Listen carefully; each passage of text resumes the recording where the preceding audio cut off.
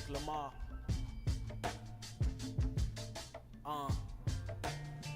I take a sip of Hennessy and then get pissy drunk.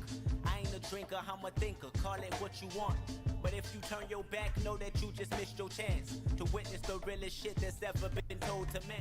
I found myself losing focus at a Sunday service. Embarrassed, so I start questioning God, what is my purpose? He say to live the way he did, that's all he want from me. Spread the word and witness, he rose on the first Sunday. I said, alright, enthused that my Lord gave a listen. I opened my Bible and searched to be a better Christian. And this from a person that never believed in religion. But shit, my life is so fucked up, man, I can't help but give in. I'm giving testimonies to strangers I never met. Hopped on the pulpit. Yo, what's good? What's good? What's good? What's good, Potro? What's good, Lewis? What's good, Ricky? What's good, Swishy? What's good, Leo? We about to get straight into this breakdown like I was doing for the past few streams, or the streams prior to the last one. I'm about to get these clips pulled up right now because we got some gems to get to when it comes down to Steph.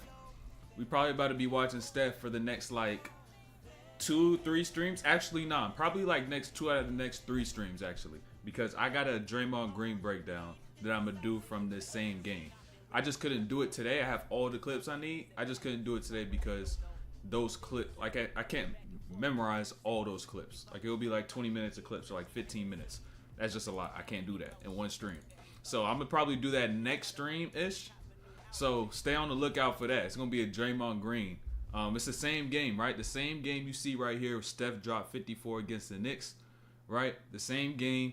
Draymond, it was his rookie year, and he's guarding Carmelo, and he was actually able to play like a good amount of minutes because David Lee was suspended, I think, at that time. And so there's a good number of one-on-one isolation matchups, post-ups, mid-post, all that stuff between Melo and Draymond. And so I'm gonna do a whole nother breakdown on that, probably like next stream. So, or maybe is it gonna be next stream? Maybe, we'll see.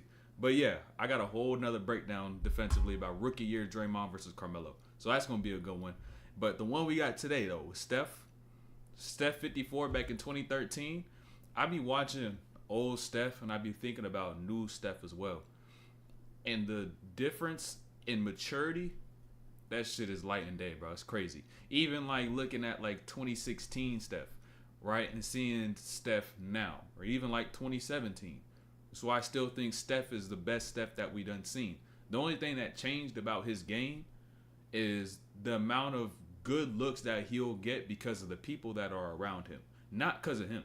In terms of skill, in terms of IQ, maturity, all of those things like that relate directly to what he could control, he's doing everything he can, right? He's doing it at the best level, finishing, shooting, defense, all that stuff, right?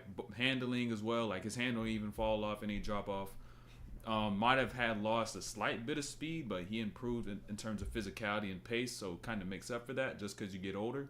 But regardless, like his game's not built upon speed. But all for me to say that watching 2013 Steph, he still got a lot of skill. There's still a lot of shit you can learn from.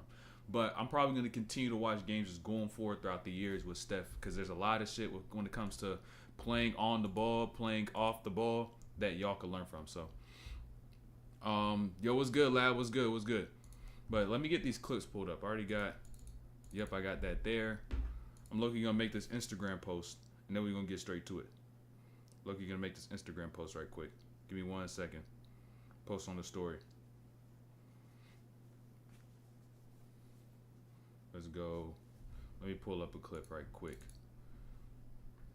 Let me pull up. Let's go this one. Actually, nah, let me go a different one. Let me go a different one. Let me find a Steph bucket. Let me just go with this one. Boom. Right here.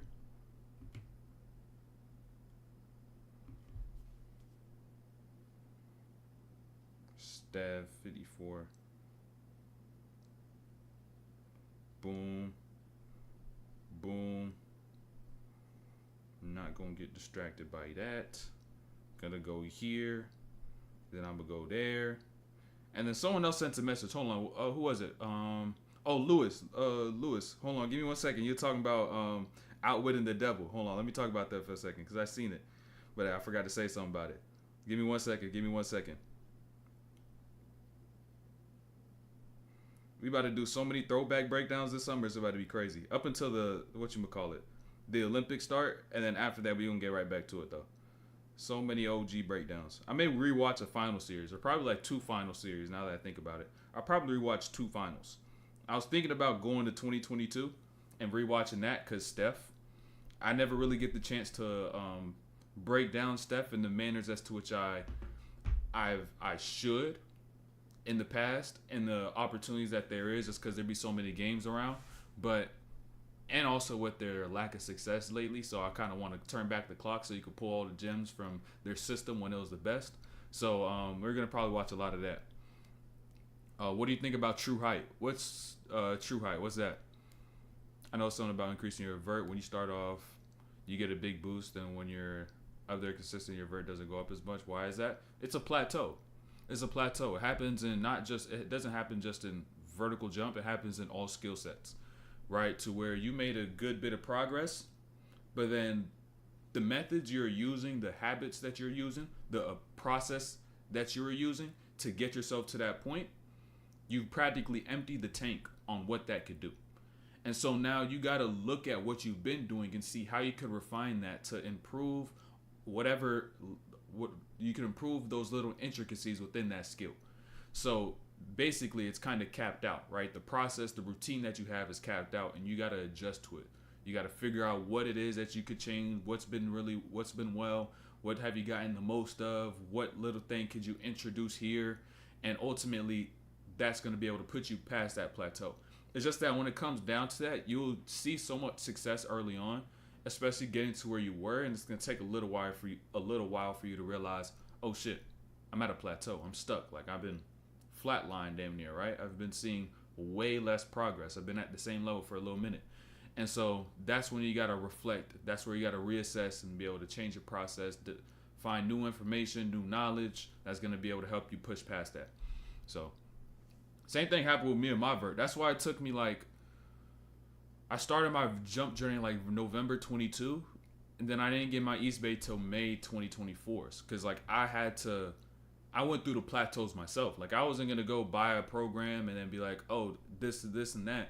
I'm just following what someone else did and then figuring out the plateaus. I want to figure that shit out for myself, right? So I had to go through the entire plateaus from nutrition, from working out, from day-to-day life, like being able to deal with all that stuff and not just really having a routine in terms of workout that's already very structured and fixated and has been tested highly at a high volume to know that it's gonna work and push you past that. So yeah, I experience them all the time. It happens in everything. I have plateaus in social media and growing my community, growing my pages. It's the same thing. All it requires is an audit. It just requires a self-audit. Self-auditing is probably one of the most valuable skills that you'll need as a human being. And when I tell you it's really a gem, that's really a gem. Your ability to reflect on self, to reflect on your process, to reflect on your habits, and be able to see where you need refinement so then you can be able to reach the next level. You need the ability to self-audit. And you could build the skill simply by learning it within a certain craft. Right, so you could begin to improve your ability to self-audit by just playing basketball and learning how to reflect on your past games and where you need to improve, or vertical jump, or working out in the gym, or trying to get stronger, like improving your bench press, your squat, whatever it might be if you don't even hoop, right? You could literally start there, and I kid you not, it's the same process. It's the law of transfer, right? I call it the law of transfer, to where one skill is embedded within all crafts, and self-auditing is one of those. So their ability to self-audit is key. True height helps you grow taller. Does it really help you grow taller is the question. I don't know what it is, but all I can say is, does it really help you grow taller? Because there's not much you can do from that. There's not much you could do yourself that you have in your control that will improve your height. The only thing I could really think of is The only thing I could think of is nutrition. Right, nutrition is probably the only thing that's like, okay, you could control this and it could have some sort of influence on how much you grow. And also depends on how old you are as well, because how much your body has already grown, and how much room there is for you to still grow. Like there's some limitations to growth. There's going to be a limitation. There's going to be like a level at which you can cap out, but you'll never know that unless you really unless you really like push yourself and see how much you can do, like, and maximize all that stuff. So, let me get through some of this stuff because I said I need to get to this breakdown. I watched a lot of college film and honestly think I have enough court IQ to score efficiently, but during my high school games, nobody on the court is spaced out, so I can't get to my spots. Simple solution, Nidia. Tell them where to go. Be the leader. Someone's going to have to lead. Someone's going to have to speak. Someone's going to have to demand, almost dictate the floor, right? Be a floor general. Someone's going to have to do it. And if you know where everybody should be and they're not there, if anything, you're the person in the wrong because you're not vocalizing what is right. You're not speaking truth. You're not doing you're not doing the action of speaking and vocalizing, which is going to put everybody in the right spots, which is going to lead to y'all winning. So ultimately, if you don't say anything, they're not in the wrong. You're in the wrong because you didn't even try. Have you even tried to say something? Have you even tried to say, yo, go here, you go here, you go here? And then if you already know that is fact, that is where they should go, you're going to generate something good just off the first attack, right? And you don't even have to have the ball in your hand at the time. You could give the ball to somebody else and be another person off the ball, tell everybody else where to be so they could do what they need to do. And it's going to make everything a lot easier. Then they're going to be like, oh, this is how it's supposed to look like. This is the type of quality of shots we could develop.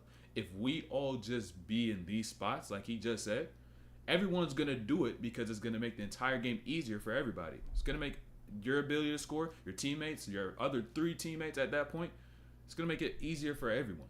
And so at that point, they're automatically going to do what they need to do so they could be able to win, 1, and then 2, for them to be able to do the best themselves so they could reach whatever goal it is that they have in basketball too. So you've got to say something. If you don't say something, if you don't say something, you're in the wrong. But if you say something, you try all you can, they still don't budge, they still stubborn, like even talk to your coach, like you really go that length, at that point, you've done all you could. You've done everything you can that you can control. You can't control someone else's actions, but you can only try to guide them. You can only try to lead them. So you got to vocalize and be that leader. Will they listen even if why would they not listen? Tell them to at least give it a try. Tell them to try it for like a few plays and so they can see what happens. Allow them to try it for a few plays just to see what happens.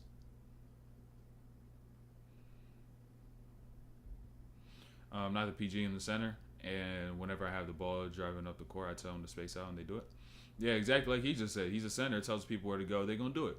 Really, I don't think y'all realize, a lot of the people you play on the court with, they be lost. So if you know where they should be and you tell them, they're going to do it. Because if you don't say anything, they're just gonna be standing around doing nothing. They're gonna be in the high corner, and then someone else is gonna be in the low wing, and now your spacing on that weak side is off. Someone else is going to be in the dunker, then someone else is going to be right behind them in the dunker and be in that mid-range in the corner, not even at the three-point line. Spacing is off. If you simply just tell them where to go, they'll most likely listen because they don't even know what to do themselves. It's like a child. It's like a baby almost, right? I don't want to say like these teenagers in high school, college players are babies, but when it comes down to the level of knowledge that they may have when it comes to playing the game, right? When it comes down to that, they lack it as if they are a baby who doesn't have any knowledge or information of anything. And so if you tell a kid, like a kid who's in second grade, first grade, to do X, Y, and Z, right? They're most likely they're going to do it, especially when it comes from a certain person, a teacher, a parent, aunt, uncle, something like that, even an older brother, right? Unless it's someone younger than them, maybe they won't listen, but most of the time, like, they're going to listen because they don't know any better, right? And it's like people on the floor, on the court, they don't know any better, so you tell them to do something, they're probably going to listen. Be like, yo, go here. They're probably going to do it. You call for a screen, boom, they're probably going to do it. Handoff, boom, they're probably going to do it. Oh, down screen, boom, probably going to do it. You just got to tell them what to do. You just got to tell them what to do. A lot of people just be scared to open their mouth. And I can't even lie, I was even in that spot myself when I was hooping, where I did have a level of knowledge, but I was too stuck in my head when it came down to vocalizing that. And for me to trust myself and do as I already know what to do subconsciously, just let myself flow, right? I had trouble of letting go and letting my spirit, letting God guide me into the right direction so that I could be able to just play in that flow to which I already know what I could do. So, my game style tends to Hold on. Oh, all this shit just popped up on the screen. I was like, what the fuck just happened? Whatchamacallit? Where was I at? My game style tends to really have everyone on the field spaced out and taking advantage of how defensive gaps and defense. Tell them where to go. Tell them where to go. I'm doing stationary drills and freestyling since I have terrible ball control, like stationary tween, wide crossovers behind the backs. How do I know when I can level up on the level up to on the move drills? I mean, that's kind of hard to indicate. Like, honestly, I don't think I just wrote this down yesterday, and this is another concept that applies to everything. Whether you're prepared for the next opportunity or the next level isn't based upon a tangible result or parameter. Usually, it's just gonna be this shit is easy. I'm gonna move back, right? Like, sometimes you can. Like, I think maybe when it comes down to shooting, something that you could really put a test to, you could put a challenge to. It's like, okay, we can move on to this after you're able to do X, Y, and Z. But that's also going to require another level of thinking, because who said you may have just been caught on a bad day, or, what's your true skill level, or you just caught yourself on a hot day and you passed the challenge, you passed the test, but in reality, you're not consistent. So, like, you know what I'm saying? There's a lot of things to go around it, but usually it's going to be a feel thing. Like, you're going to be able to say, oh, this shit is just easy. Like, I could do this. Like, this is normal. Like, I need to go on to the next level. This shit has gotten too easy. Once whatever you're doing has become comfortable and effective, move on. That's the parameter. Two things that are intangible, but it's only up for you to be able to see how it is able to work, right? And I need y'all to do that. I need y'all to be able to test yourself and see, and be able to establish that by your own intuition, your own knowledge, and your own thought, right? And so, once it becomes comfortable, right? Because if you're doing something that's comfortable, you're not going to be able to grow, because the only way you grow is by seeking discomfort. And once it's actually effective, like you're able to use the move and it could work, you're able to do so consistently, not just effectively once or twice, but you're able to do it persistently, and you know how to use it at the right times, and you're not trying to force it upon yourself, then move on. Do something more difficult, because that's the parameter. The parameter for every skill should be comfort. Once it becomes comfortable, move on. So, where was I at? Curry's a marksman. Indeed, we about to get to that breakdown within 5 minutes. Locked. Do it your stationary, but now on the move. On the move is another way to go. But like I said, comfortability.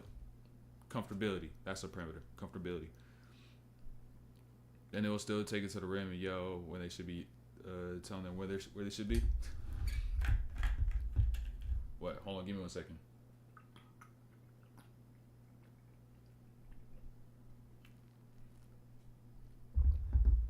What should you do when your initial defender, when you get past your initial defender, then the big steps up, then my initial defender is on my side? I mean, you read the floor, right? You read the floor. I mean, you read the floor, understand your feel, understand your moves. There's so many things that you can do. Like, I could probably list out off top like 10 different things you could probably do in that scenario. You could hit the dunker spot.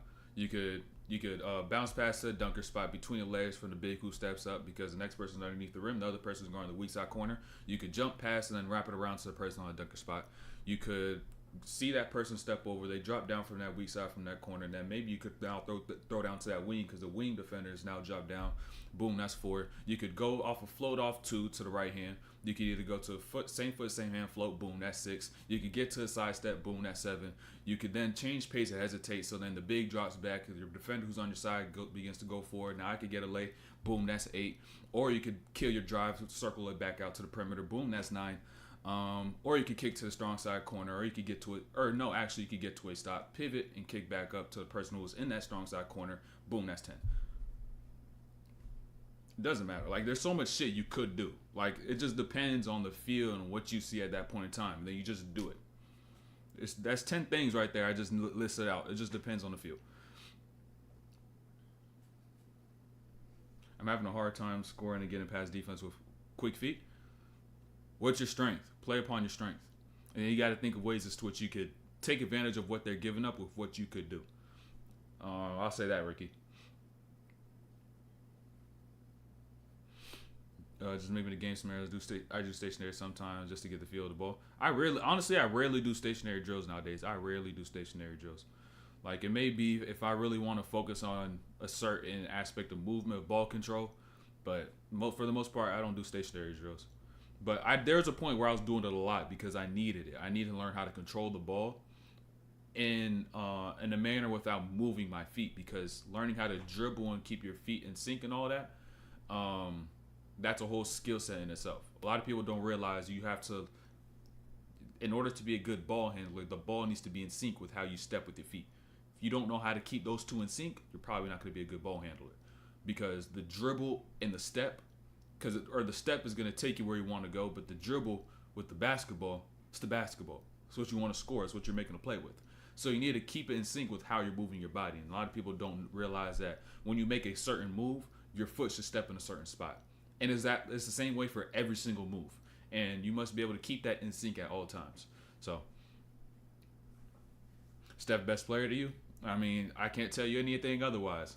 Was gaming a distraction for you? I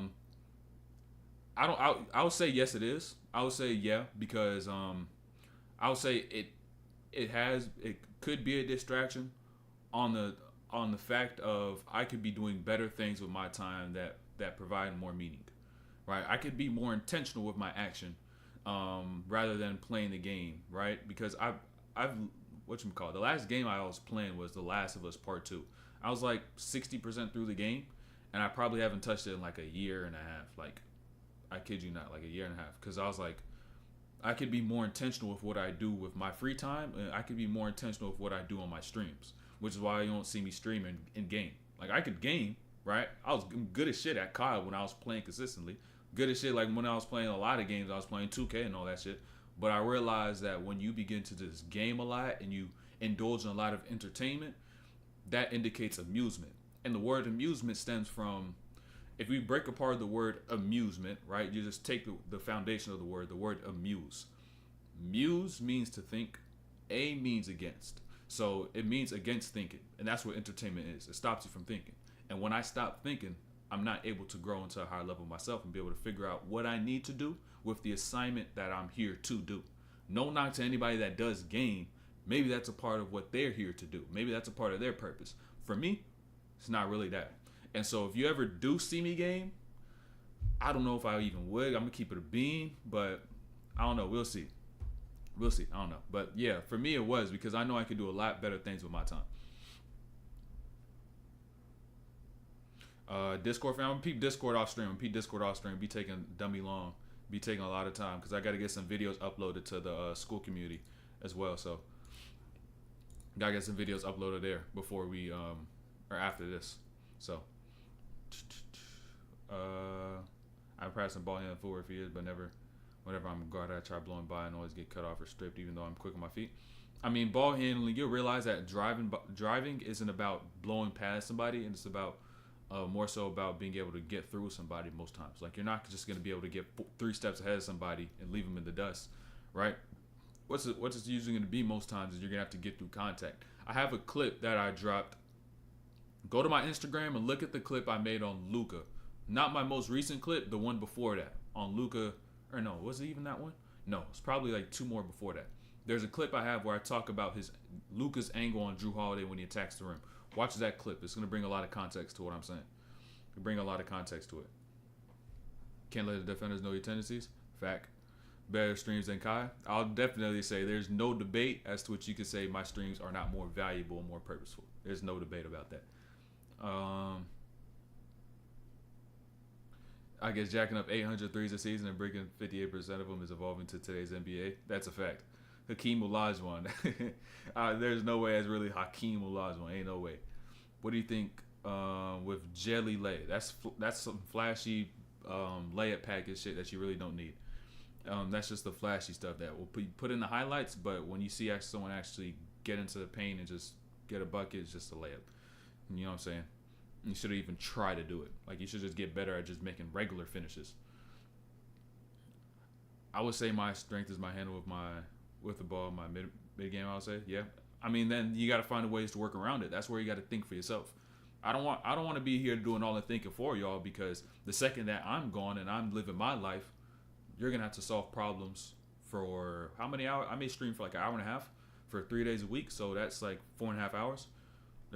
I don't even want to do the total math on how many hours out the week that would be. 24 times 7, right? Let me do the math right quick. Actually, let me do the math right quick.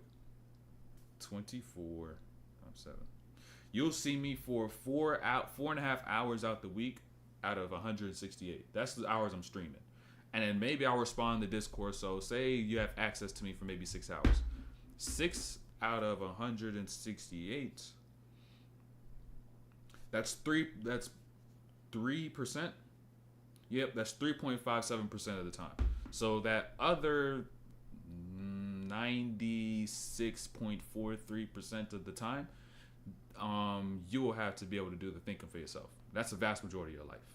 Vast majority. So you got to make sure that you're diligent, you're persistent, you're learning how to think for yourself as we go along this stuff, and be able to think in ways according to you. Where was I at? Okay, in which situation would you think it's time to give up on your dream to play professional basketball? A lot of people put too much weight in accomplishing a tangible goal. I'll say a tangible goal of, say, reaching pro. And I would say the only time you would fail, the only way you fail your dream of making it pro is the second that you stop trying to do so. Failure only comes when you stop the effort. Success is the effort.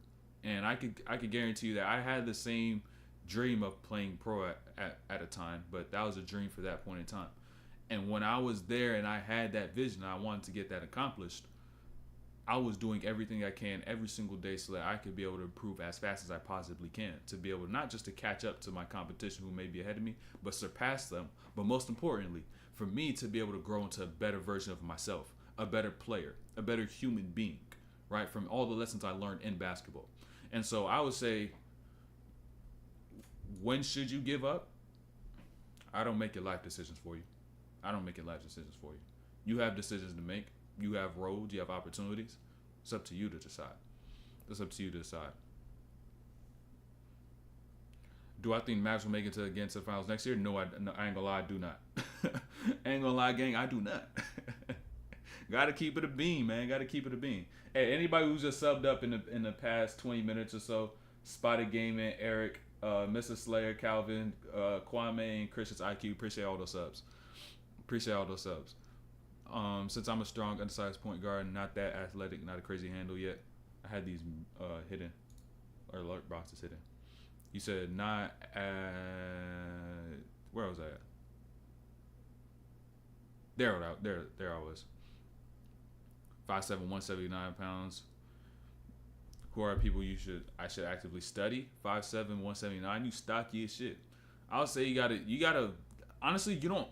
I said this before, like matching players with with the frame that you have, but match players who move the same way you do, and you don't have to look exactly the same. You don't have to have the same exact build. Match people who match your feel. Like when you watch someone's game, you could be like, "Oh, I understood he made that move. Like I could feel him making that move," right? Like there'll be times I'm watching Kyrie, and I'll be like, and I'm like trying to actually put myself in those shoes and be like, okay, what is he doing here? Like, how's this floor looking like? What is he about to do? And I'm like, yep, he's about to go left. And he does exactly what I said. And then, like, it's little things, like, where it's like you know someone's feel. Like, I watch Steph so much that if you put me in an offensive set, like, and you told me to run, like, in the way that he does in a floppy action or something, probably, like, with the right amount of exposure to it, like, a few go-throughs, I probably know exactly what he's going to do.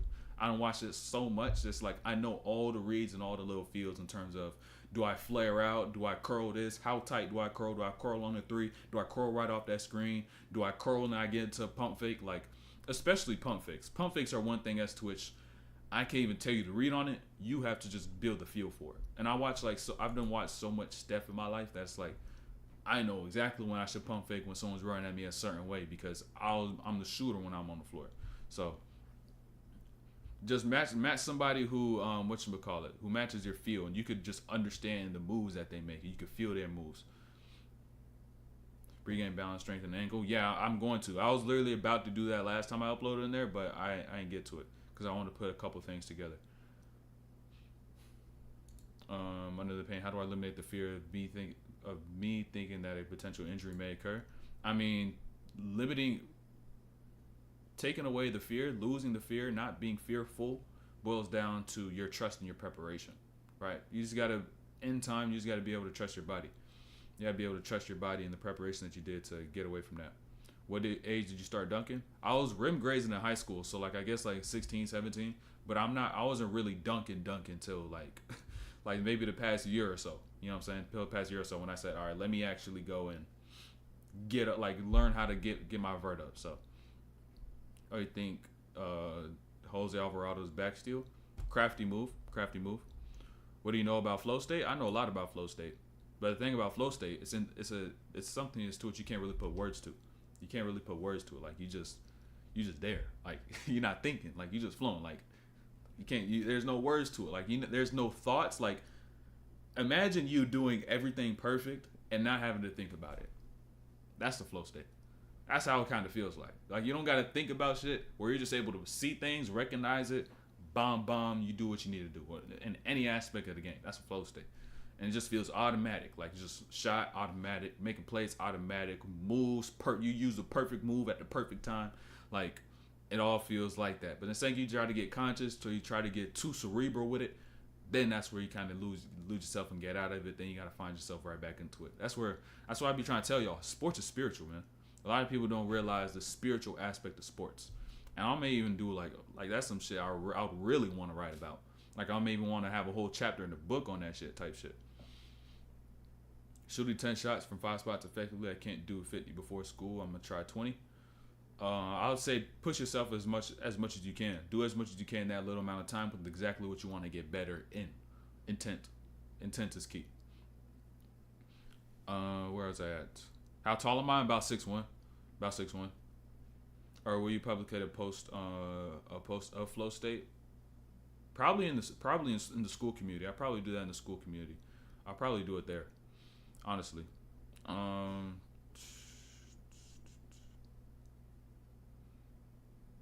Then if I ask me and tell you his read, hey, we'll see. Nah, this is too much work. That's too much work right there. That's too much work.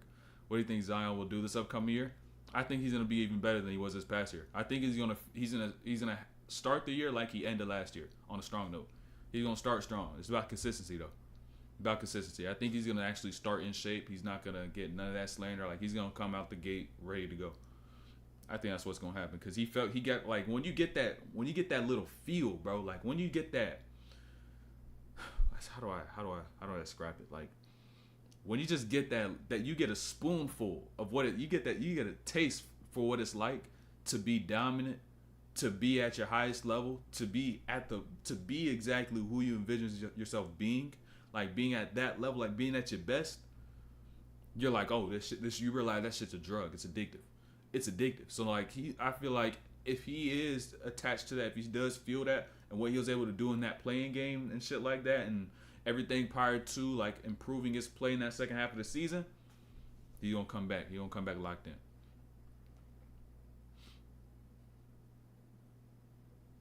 How can I do that back body steal? You're worrying about the wrong thing, Marcus. You're worrying about the wrong thing. People be worrying about too much. And when you worry about too much, you can't focus. You can't focus, you can't grow. You'll forever stay mid. So, will Luke Kennard be good to watch if I study catch and shoot threes and stuff like that? I mean, catch and shoot threes, yeah. I think you could watch a lot of players when it comes down to that. But you also got to learn how to shoot off the move if you want to understand the other part of his game too. So, that's a whole different thing. Who do you think's the greatest dunker? Maybe Vince. Praying to be 6'3", we'll see. Do you think cardio in the gym is bad for your vert such explosiveness? Cardio is not bad for vert. Cardio is not bad for vert. It just has to be the right cardio. Like if you do a lot of sprints in that form of cardio, where you tap into that glycogen system, that glycotic system, that's gonna help a lot. Are the good drills from Bobby White good and help you perform? Bro, he has so many drills. Like, you're going to have to show me a specific drill. I've heard this question before. You're like, oh, what do I think of good drills? If y'all send me a certain drill, I could do a review on it. But at the same time, I don't really like to, like, if there's something where it's like I'm not too much of a fan of, I don't want to knock on anybody else's grind and be like, yo, this is bullshit. I hate I hate hating, but it's not necessarily hating. It's criticism. But even then, like I don't really like to do that at times. I'm gonna keep it a bean, but yeah, like I don't want to really like to label people. I don't want to throw any negative energy. Like I don't even like the last video I dropped on YouTube because I'm putting Tatum and Brown against each other, and I don't like that narrative. I hate doing that shit. So that in time, I even made like archive some shit like that. Like I really just don't like to do it. I really just don't like to. Zion's Charles Barkley and Sean Kemp, yeah. Whatchamacallit? But I'll just focus on more on alignment. Yeah.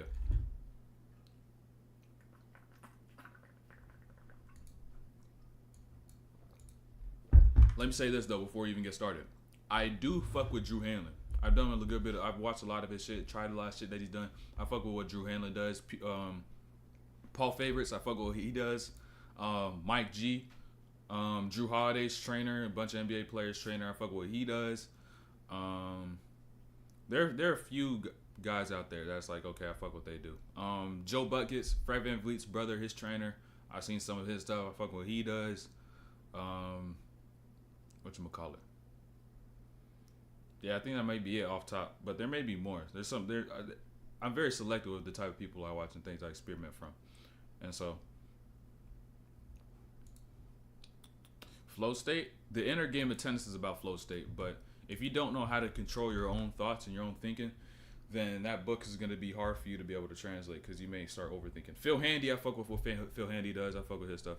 Like those people I named are people you'd see me collab with in time. Like if people I know, I was like, yo, I would want to collab with them. I want to make a video with them, or at some point in time, like those are those guys, because I know they do their homework and I see the approach that they take, and I'm like, I respect that. One and two, it's based upon getting results and it's effective, it's intentful, all that little stuff. So squash, I have no clue about squash. You're gonna have to do your research, and if you're saying squash is gonna help you grow, no clue. J-Law, yeah, I fuck with J-Law. I fuck with J-Law. Fuck with J-Law too. Fuck with J-Law too. Just off top. Maybe forgetting something. Most definitely. Like you may fuck around like a couple years time, see me at one of like J-Law's runs or some shit. Like I'm telling you, there's gonna be some point in time where you're just gonna see me pop out crazy. Like it's gonna be like, oh shit, he hooping. Pat Doyle at Rico Hines. The fuck is going on? You're gonna think this shit. You're gonna think y'all gonna be like, oh shit, he can hoop. But yeah. In college, I stopped in my freshman year. I've stopped my freshman year. So I got there 2-3 months in. I was like, nah, I want to coach. Long story short. But we need to get to this breakdown, though, bro. We got a lot of gems in this video, bro. We got a lot of gems. We 37 minutes in. I said we were going to start at 22, but fuck it. Yeah, but like I said, though, I stopped in the middle of my freshman year. Bro should give us highlights, bro. If you seen the highlights that I had in gyms that I'm just playing in like on a regular, bro, that shit would, if I actually recorded some of that shit would go viral. That shit would dead go viral. Like I had a couple, like I didn't had quite a few plays where it's like, yo, the fuck, like you know how they be having like J. Lou shit be like, yo, what the fuck he just do? I done had a couple plays where it's like, yo, what the fuck did he just do? I have to you'd have to rethink that. What made you switch to coaching? Calling. God. It was a calling. I always knew, because I always studied the game, like being the hooper and figuring out ways to get better. But then I was at a point where it's like, okay, I could keep going this way, I keep going that way. And I just felt a way more of a pull of dropping the knowledge and dropping the information that I know. And I'm going to continue to gather instead of holding it for myself and being a player. So ultimately, it was me thinking about the impact I could have if I revealed what I do know to people who don't know, versus me keeping what I do know and building that and then waiting another two decades, 20 years after I keep playing. And I was like, no, this is the time for it. So I made that switch.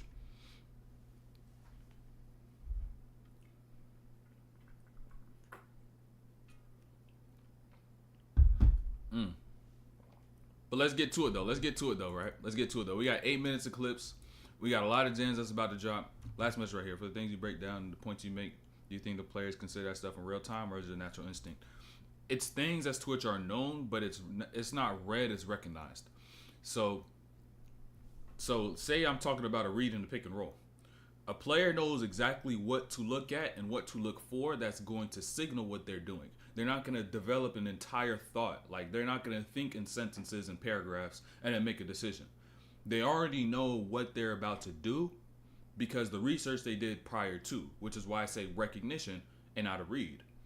A read is something that's more conscious. Everything that they're doing is really subconscious. Like, if I'm coming off a pick and roll, reading the weak side, I'm just seeing where the person is on that tag. Like, I'm not really processing and thinking in full thoughts. I'm just seeing, boom. And I already know what to know. I already know what to look for and what a certain thing is going to indicate when they see whatever it is that they see. So they're not thinking that a full time, but when they do their film, when they build up that subconscious mind and that subconscious decision making, it must be conscious so they know it as fact. And then when they go in the game, they just go and do it. So that's what it is all the time in basketball. You already know it. It's a recognition. It's a recognition in real time. So, but yeah, let's get to this though. Let's get to this, right? And mind you, like I said, there's going to be a part 2 to this where we're going to see rookie year Draymond Green go against Carmelo Anthony.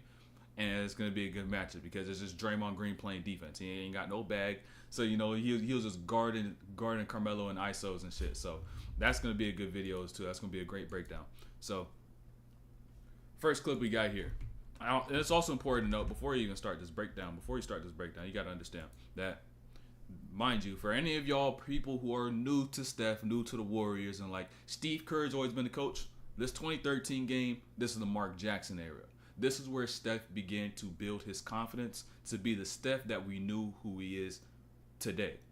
So to start this game, right, you're going to see Steph initiate a pass to Draymond in the post, and you're not going to see what they always do, which is the split actions. The split actions came when Steve Kerr got there, or maybe late with Mark Jackson. I have to do my research, correct me if I'm wrong, but I believe that was Steve Kerr, or later in his tenure when he was with the Warriors. But here on this play, though, you're not going to see his split actions in 2013, at least, right? And so even on a night where Steph scored 54, Draymond gets double teamed in the post, which is crazy. I don't know. This is probably the dumbest double team I've seen in my life. This is rookie year Draymond Green, who was playing about 13 minutes a game, right? And you got Carmelo guarding him in the post, and Felton decided to go and double team. You should have let him cook. Now, I'm sorry, but with all due respect, you should have let him cook, right? But ultimately what happens is Steph ends up getting a solid look from 3.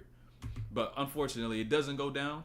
But what that just does for him going forward, getting a feel for the ball and just getting his shot up, is going to allow him to then get his rhythm going. And to have a night where you have 11 threes on 54 points, he didn't lose confidence after missing his first shot.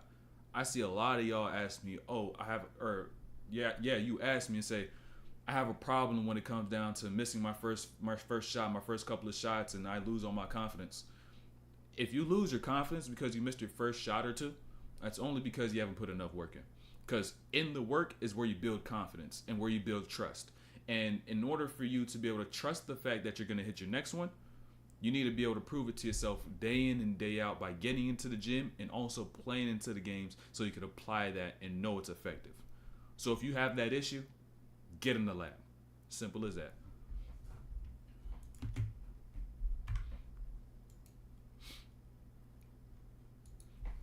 Let's keep this going though. Let's keep this pushing. I'm gonna talk about Steph. This is a younger Steph thing. This is a younger Steph thing, right? I understand. This is why a lot of y'all don't get open. Watch Steph, right?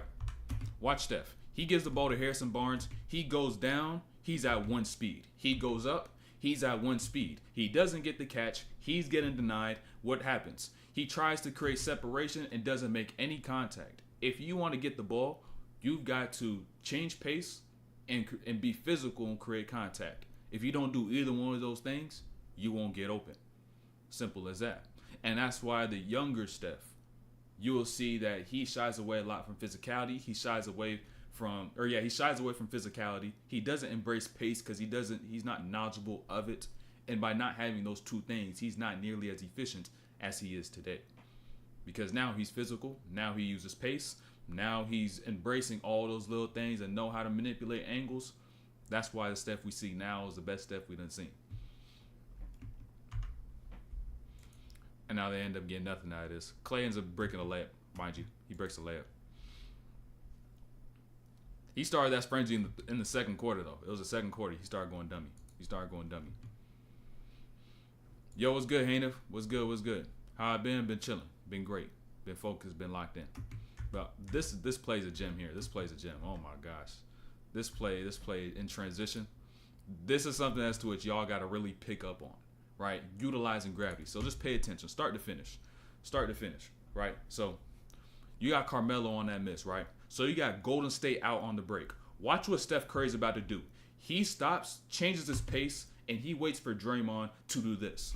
To run the rim so that he could be able to pull in Iman Shumpert from that weak side, and Steph skips that straight to the corner to Harrison Barnes for a three. You got to take advantage of the gravity of a rim run when you're playing out in transition, because it'll open up that weak side and force somebody to help. As long as you with the ball, you're also playing with pace and working your way down. That's a gem right there.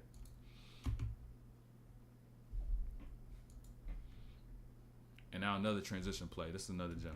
You streaming on Twitch too, mate? Nah, I'm not streaming on Twitch too. But what you call it? Let's not forget. Why you got to bring that up, bro? Jordan, why you got to bring that up? That's green. Will's not even thinking about Clay. But speaking about Clay, he had 6 points this game. I don't know what it was, but he had like 6 points. But another gem about playing in transition. Appreciate that sub. Appreciate that sub. Damn it, Pat. What you mean? We streaming early though. We streaming early. YouTube is trash. Gotta work with what you got, man. You gotta work with what you got. And mind you, all I gotta say is I low-key do got a deal on YouTube, a licensing deal with the NBA. So YouTube low-key the wave with it. YouTube low-key the wave. For now at least. But pay attention, right? Pay attention. So anytime you play in transition, even in a situation like this, where you think you have numbers and you have opportunity, you've got to always remap the floor and take into account numbers. Because what Steph is going to end up doing is what I call a premeditated move. That's a premeditated play. That whole time he dribbled down from the back court now to the front court, he was just waiting to get closer to this paint and kick it out to the corner. And didn't take account for the fact that even though Shumpert turned the ball over, he could run and get back into the play. Which is why you always got to take those little things into account. And that was the younger Steph, the little immature Steph. You don't see this out of Steph nearly as often nowadays. And also that boils down to pace. If you just want to keep it a beam, right? If you just want to be real, like why am I attacking full speed downhill with Tyson Chandler already down here in the paint? You know what I'm saying? That's a situation where you got to just get in there and reassess. You just got to get in there and reassess. Like you got to slow down so you can actually read the floor. Oh yeah, Mix, you OG. We was in here with like 3 people. I was in here with 2. I remember there were days where it was just me and Cap in stream. No cap. But what's this play on? Right here. This is what I want to talk about. Transition. Oh, these pick and rolls. These little angles, right? These little angles make a huge difference. And so, mind you, this game is in 2013. And in 2013, you'll see teams with bigs who cannot guard the perimeter. And even when they're getting back, even if they're set, don't matter. So someone like Steph, when he's coming off the screen, especially a drag screen, he's going to have a lot of room as long as he has the proper angles. Now, pay attention to Steph's angles when he comes off this screen here, right? Pay attention to his angles, what he's going to do. Once Draymond gets here, he's going to hop back. So now he could get a sharper angle downhill to get off this screen and be able to get there and get into that pull-up. Now, Carmelo right there, drop back. He don't really want to switch that. So even if he's the 4-man, Carmelo may be quick when he in that mid-post when it's back to the basket, when he's maybe facing up, but not so much laterally. So he's going to be dropped back as well. He's not someone who's guarding 1 to 5, right? And so just watch this angle once again, because it's something y'all could really add as long as y'all have pace. As long as you have pace. Make sure that you time yourself up with the screen so that they don't get a moving screen. Get yourself back, get down. Instead of having to go out lateral, turn that corner, and not have as much downhill steam. And now you're going to see Steph continuously do this, not even just on the drag screen, but also in the half court. But now in the half court, I want to talk about reads, right? Understanding coverages. Because this is a step-up screen in the half court. Tyson Chandler. And if you're just already reading his movement, you already know what he's about to do. Hard hedge on that, right? Hard hedge. But this is where it boils down to recognition, right? If Steph was able to understand that when we play in this half court or going forward, when we do set these step-up screens in the half court, there's going to be a hard hedge. I could look to get here and get this split because this gap right here is wide open, right? You see this whole gap wide open. So it just takes a little bit of pace so you can recognize and you can be able to, boom, get yourself through that gap. And so here with Tyson Chandler, he misses that. You got Carmelo who tags Biedron, I believe his name is, over here on this roll. And then you got Tyson Chandler rotating to his weak side. Clay does get a solid look, but he was bricks this game. And now I want to really mention what happened there for what's going to happen next year on this play. Because if he recognized, right, simply just recognized that on these screens, the 4 and 5s, they're hard hedging, right? What's going to happen? What's going to happen now when we get this with Richard Jefferson? Novak, he's already going. He's going to hard hedge. But you don't have to split this time. You don't got to split. Because with Richard Jefferson, he could shoot this shot from the outside. And now, as you see here, Prigioni clearing out. You got Richard Jefferson slipping out. It could knock down the shot from the mid-air from the 3 or attack the rim. And then even if Mark Stoudemire pulls over, drop down on Landry, whatever occurs, right? He could be able to make plays because he got a lot of space over here. And so this is a type of play as to which modern Steph would know how to take advantage of, which would be simply as using a behind-the-back pass with that left. Right, a behind-the-back pass with that left, lead him out into space, so now he could attack and be able to get to his. Because even on this weak side, he'll probably get a layup because they're so worried about Jarrett Jack coming over on this stagger. So what ends up happening, because he did not recognize that action, but he probably did learn from it in time, as we know Steph is now. Boom, float, air ball. Gotta recognize. And I believe this is another drag screen play. Another drag screen, right? Off a double. Pay attention. Because his angles are on this are immaculate, right? So this time he's going to come off a double drag. You got Draymond, and then you got, what's his name? Biedron, I think? I'm not sure. I be forgetting. But you got coming off a double drag. Same angle as you just seen last time, right? Same thing. He gets to a stop. He hits himself backwards so that he can get a sharper angle downhill. And now since Felton is out of the play, he just has to grab, and then boom, you end up getting that foul, right? Ends up getting a foul there. Another one in transition. You're going to see he was spamming this shit, right? And this is all in the first half, by the way. I just had to put this all in the sequence. It's not in a row, but I had to put it all together. So pay attention. Coming down the middle of the floor, since Steph utilizes that same angle, gets back so he can allow that screen to get set and get himself a better angle, watch what happens. He's able to pull 3 defenders in the middle of the floor, while getting from that drag screen with that hot back in transition.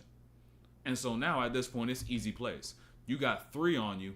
Boom, swing to that left side, get it to Richard Jefferson, dump down here to Landry, and then we end up getting here again that 2.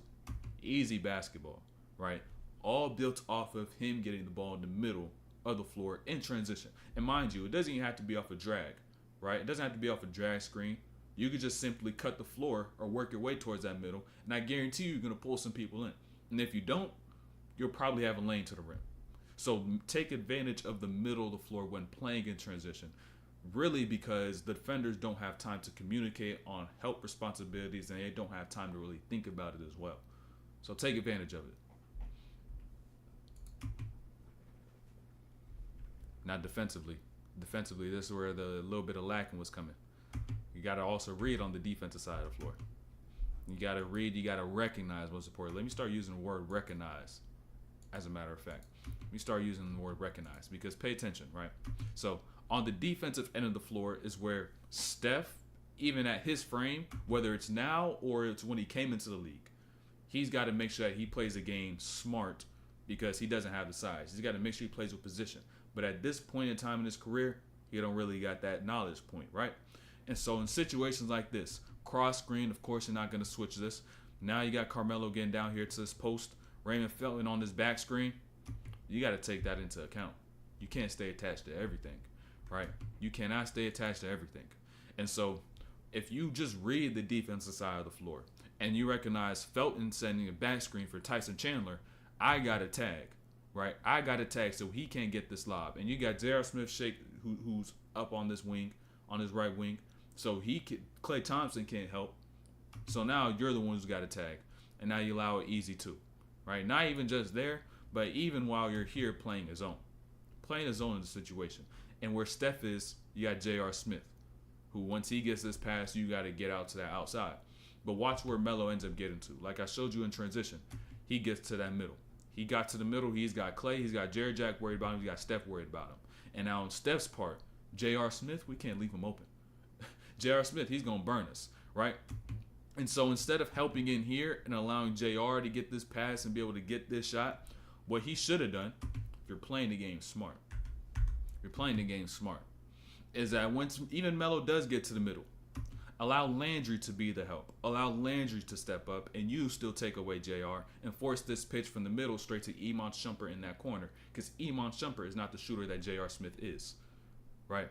That's when you begin to play smart. You lead the ball into the hands of someone who's not as great at doing whatever it is that someone else could do. In this situation, that's three-point shooting. And so now, if you simply did that, it'll be a shot from Shumpert and not a shot from Smith. And then the result, who knows the result? But you play the odds, you play the numbers.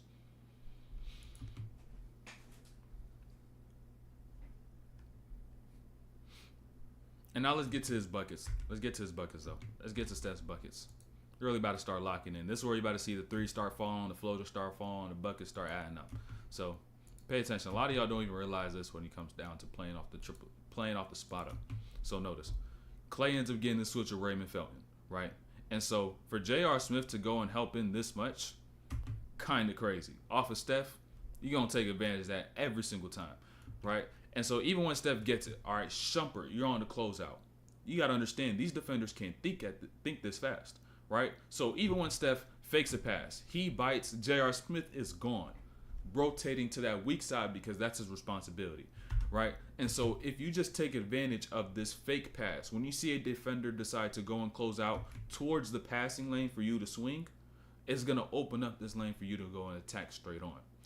And so now, boom, Steph gets here, gets to that little underhand, little, finger roll, finish over the top. And I also want you to notice this about finger rolls too. This is something as to which when I was working on it, when I was in the gym, I was like, damn, how the hell does Steph do that so consistently, so often? And I realized when it comes down to finger rolls, it's not about how the type of touch you really put on the ball with just your hand and your arm. It's about the legs, right? Watch this, right? Watch this. Look at Steph's legs when he does his finger roll, right? Look how high he jumps. That's on a finger roll, right? Off a finger roll. And that just showed me, when you use finger rolls, it's not about how smooth the hand is. It's about how well you're able to stay fluid from the lower body, then go up to the upper body, so you can alleviate some of the power that you're putting on that hand, and you can just allow the ball to roll off your fingertips, and you can get that lay. It's a full body shot. It's a full body lay. A lot of people really don't realize it, but the finger roll is a move of grace. Requires great fluidity, requires great touch. In order for you to have great touch, you must alleviate the amount of power you must use from your hand so you could be able to roll it in, right? You got to make sure you use your legs. You got to.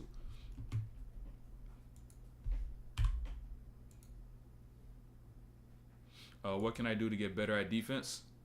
I'll say the first step to get better at defense is to not run from playing defense. Always try to play defense. Really, sometimes just experiencing things and doing things will get you better at whatever it is you're trying to do. But a lot of people run from exposing their weakness, right? From testing their weakness. But you got to run to it if you actually do want to get better. So I'll say that. Be intentional. And then once you actually start doing it, you'll find yourself in spots where it's like, oh, shit. Oh, I'm doing this wrong consistently. He keeps beating me to my right side, or he keeps beating me to my left side, or I'm playing too high up, I'm playing too far back, or I'm not using my hands, and little things like that. You'll end up realizing the best position for defense, like stance, that depends on your body and how you move. Some people could guard without getting into a base. Some people have to guard with a base. Some people have to get low. Some people can play a little high. Depends on you. That's why I say you got to go hoop yourself to be able to figure that out. You got to try playing at different heights so you can figure out what's the best point as to which you're springy. So pay attention to this play, though, right? Kenyon Martin, right? I didn't even realize Kenyon Martin played in this game when they had 54. They should low-key ask him about this in Gil's Arena. What was he thinking in this game? I ain't gonna lie. What was he thinking when Steph dropped 54 on the dudes? But pay attention, right?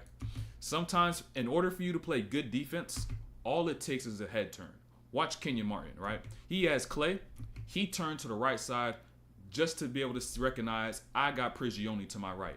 So when Clay begins to walk down, hit him with that in and out, he sits on it. He doesn't move, because if I jump out to his right side, that means I'm opening up this left, and I can't lead Clay to Prigioni like I wanted to if he does go to that side. So I'm going to sit on that in and out. And so when Clay decides to go left, boom, bring him right into Prigioni. You got no space, picks the ball up, and now right here, about to get this shot clock violation. Boom. Actually end up getting a stop off that. So sometimes you just got to quick just to be able to see who's around you, and then you can be able to play. So you can know where you got to lead the ball, what gaps not to leave, and you can be able to be a better on-ball defender. Because when you know what's going on behind you, it makes focusing on what's in front of you even easier. Because that's the vulnerability of a defensive player, not knowing what's behind you. If you don't know where to lead a player, you don't know where all the space is and what space you want to take away, it's going to make the shit a lot harder.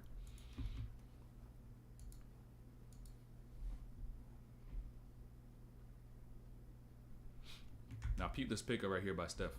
Peep this pickup. This pickup is low-key tough. It's a tough pickup, but I want y'all to understand the purpose of a pickup, of a ball pickup, right? So ball pickups are not just for you to drive and look pretty. Ball pickups are for you to do this. When you see a gap that's very thin, that's very tight, so it's there so that you could be able to get here and make your body thinner and be able to bring the ball with your body so you could get through the gap. And so ultimately, Steph was able to high pick up, and now his frame was able to get narrowed down from being here and here, like being out extremely wide from left to right, to now just getting here, and you could just get through that gap. It's about space, about angles. And I got to look, you turn up the volume for this right quick. I got to put the volume on for this right quick. Hold on. Because Mark Jackson dropped a couple gems. Hold on, let me see. Let me, boom, go full speed. Let me go full speed. I need to turn this up. Hopefully y'all can hear that.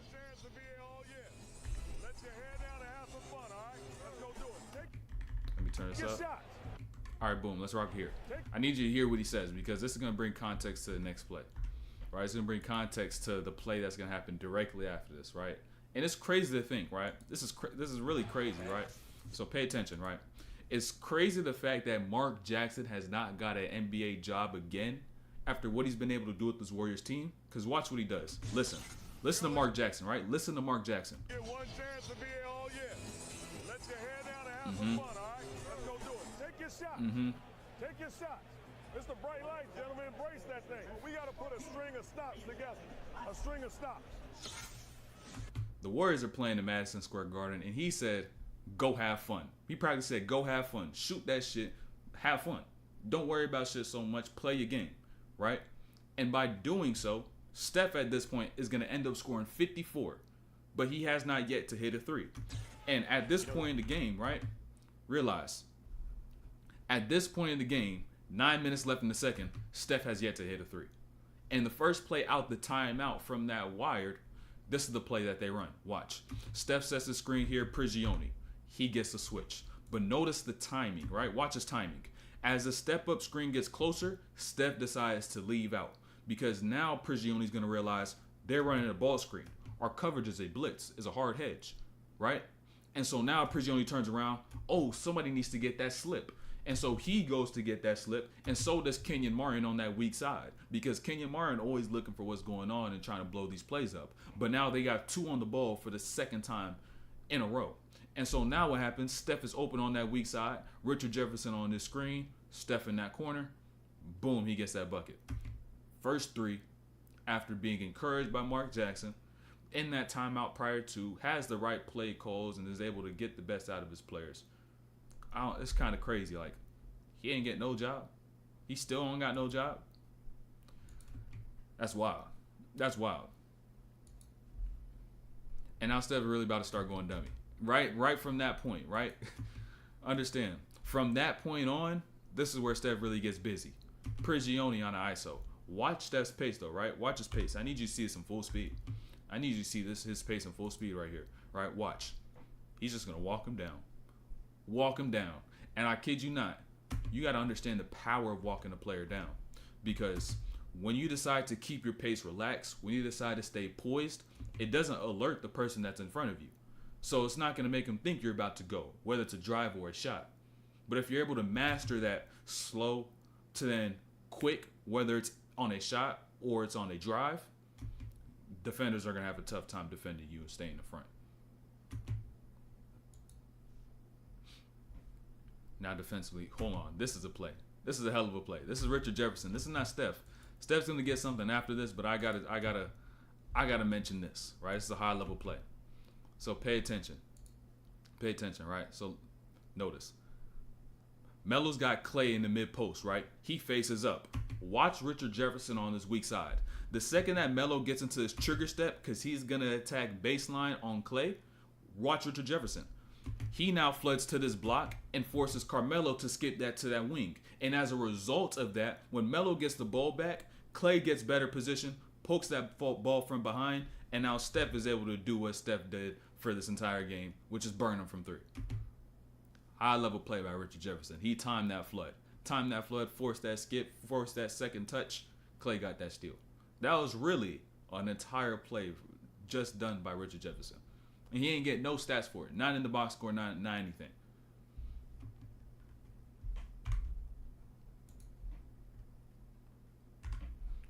Now defensively, right quick. You got to notice the shot clock in order for you to understand. In order for you to understand what's about to transpire.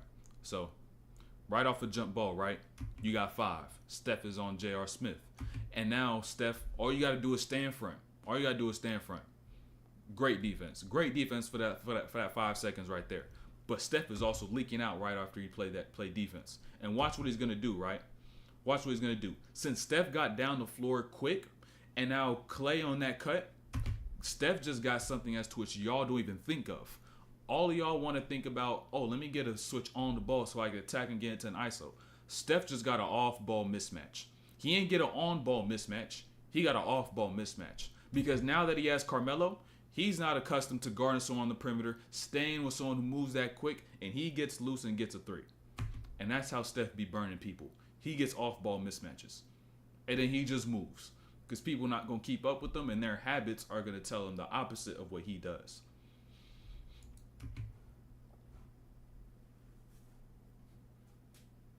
Let me get some water right quick.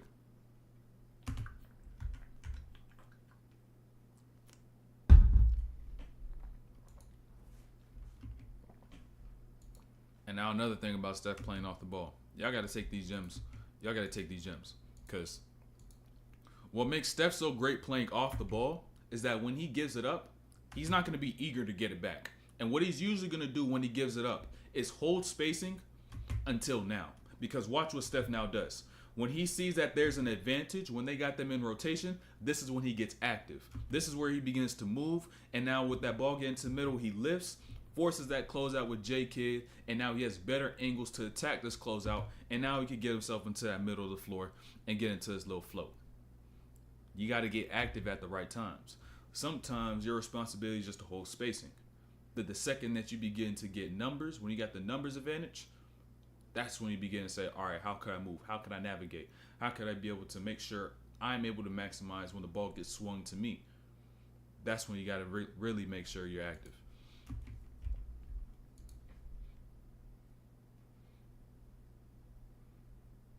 And I got to say this right quick as well about this play. Let me go full speed on this. So understand, anytime y'all get a bucket, right, don't do what Shump did right here. Because if you're playing to win, you will never do this because of this.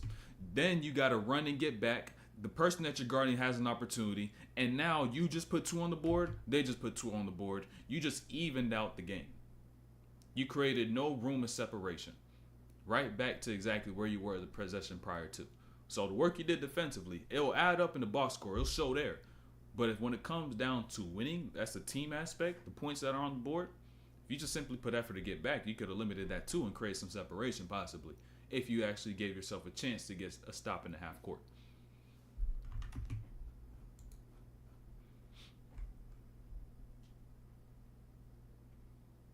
And now recognize a play. Recognize the play. Float fade? Kinda. But peep this. Recognize this play, right? So getting down here in transition once again. Watch what Steph is going to get. He's going to get a double drag to this left side. And now with the double drag, you got your 4 and your 5 in that action. And so guess who's out the paint? Tyson Chandler. And now if you play against teams who have a rim protector and you bring them out the paint, this is your signal to go and drive. Because once you even get here, it's not like, I got to stop short. Someone's going to block me. You have a lot of opportunities, especially if you're able to also utilize the gravity if you have a screen that's in place. Because understand Iman Shumpert's movement, right? Understand what he does when he recognizes that there's a drag. When he's here, he gets flat-footed. Because when the screen is there, you got to go and build up some strength so you can fight through it. So you're not going to be as quick on your feet. But what ends up happening, since he rejects it, no strong side corner help, I have the room, and he's able to get there and nearly get that and one, but gets to the line and gets himself 2.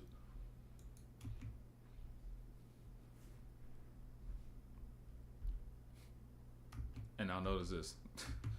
Notice this. This shit has been since 2013. Understand. This is how Stephen Curry takes advantage of human habit. He gets 2 on the ball, right? He's double teamed. He's got to get the ball out of his hands. But the second that he does end up getting the ball out of his hands, watch Raymond Felton. He gets stuck. Just because he decided to watch the ball once it got given up, he's created a, 7-foot gap of separation. So now by the time he catches the ball in the corner, easy pump fake because now you're panicking and I get my shot. He's been doing this for over a decade, bro. Really decades. Because he's probably been doing this shit in high school as well. And he's been cooking. And so y'all could do the same exact thing. Don't give the ball up and stand at one spot. If you know your defender's going to do that same thing, you could create separation, create opportunity just by moving once you give the ball up. You got to stay active.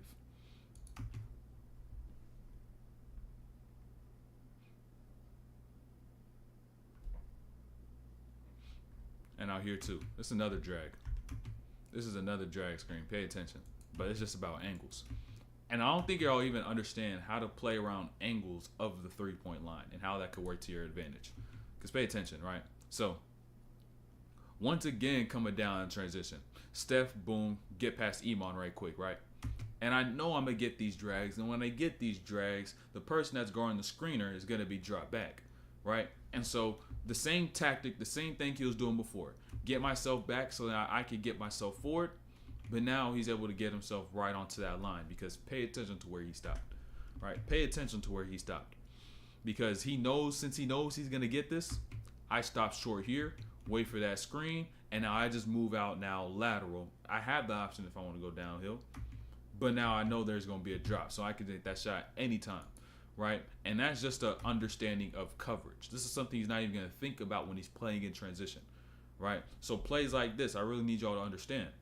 Oh, he's not coming down the floor and thinking, all right, so if I boom, do this, do that, here, boom, I could. And then he's trying to make this entire process of thought before he makes a decision. He already knows this before he plays the game. He already knows the coverage he's going to see. And so when he gets in these situations, especially transition, defenders really can't help themselves. They can't help themselves. It's habit. It's natural for them to do it because they've been doing it their entire life, which is why just like the last play, they can't stop the habit of when he gives it up to stay attached. It's so tough.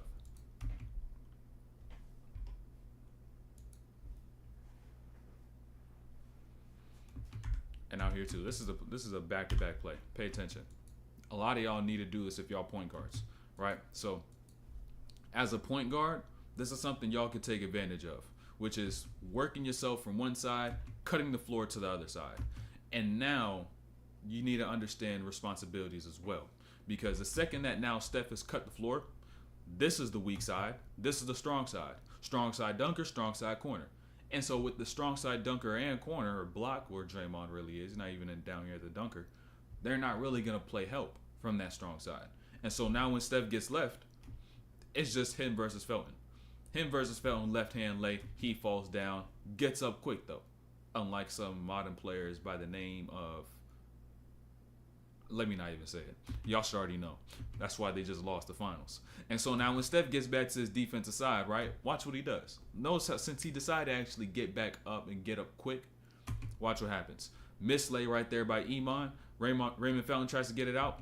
Active hands. Shumpert gets it, tries to get it out. Active hands. And now what ends up occurring, get the stop because he decided to get back in the play as soon as he fell down. Telling y'all, bro, some people just don't be persistent. You said Luka. I mean, it's up to y'all to determine, man. I didn't say no names. I ain't say no names, man.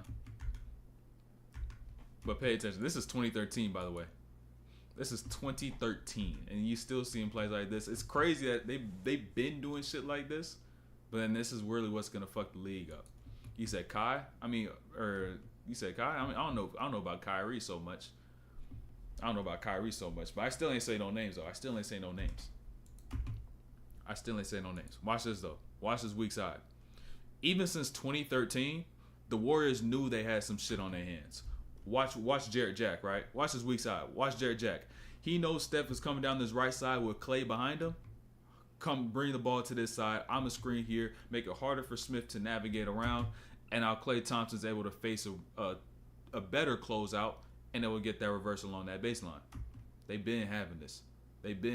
Like once they actually realized like we could run off with this, like transition actions, right? Engaging players, making defense harder by getting early offense and utilizing pin downs and cutting the floor and doing all these little things while players aren't set. That's when they shit took off, and that's why they still shit. The shit is still tough to guard to this day. But watch this here as well. This is how you get all. This is an off-ball mismatch, like I was talking about before, right? So, a lot of y'all can make the work that you do on the ball easier if you just invested into these little actions and plays like this, right? Because Steph, he already got his mismatch just because Melo and Raymond Felton ain't want to cross the floor, right? And so what ends up happening by the time Steph comes off the screen is that I may have not gotten my separation, but I got the foot speed. And by simply having the foot speed, I could just make a rip through. You help all the way over to the elbow, and I just kick that to Jarrett Jack on the wing. Easy plays. And now end of the third quarter. Working angles and read screens. Pay attention, right? You got 10 on the shot clock, 12.5 on the game clock, right? And so you see Steph working his way to this right side. Felton high, guarding Steph, right? But watch Steph. He now rejects that screen, and now the angle. Let me talk about the angle, really. So, even before, as Steph works to this right side, right? Understand the angle that Ezeli has on the step-up screen. Not the greatest of angles because Raymond Felton is in a good spot to be able to blow that up if that screen is set. He can get over. But with Steph rejecting the screen now, he works himself down, creates some separation, and allows Ezeli to find an even better angle for him to get over that screen. And now with Stoudemire on this other side, y'all don't be playing up at this time in the NBA, and he hits another three. Angles on those screens. If you have a screen to step up once, you don't like the angle, you could reject and rescreen. Or if they end up still blowing it up going over, you could still get another rescreen. That's why it's important to have a good nonverbal communication between you and your screener. Right, you got to establish this stuff beforehand, before the game even starts, so that by the time the game starts, you're in that scenario, you just do it. No words need to be said, no eye contact needs to be made. You just know what you need to do.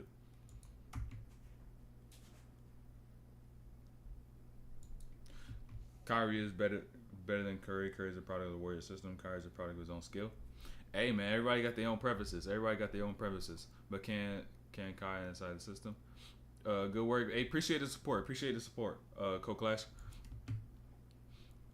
But everybody got their own preferences, man. It's a tough debate right there. It's tough debate. But pay attention to this as well. This is where all others, like, when you just lacking on your coverage just a little bit, you get burned. So, even 2013, defenders really are not hip to what Steph can do. Right, or they do understand he can shoot, but it's not like megaphone, like, yo, we gotta step up. And so early on in Steph's career, he got a lot of shots like this. We switch, but they switch back.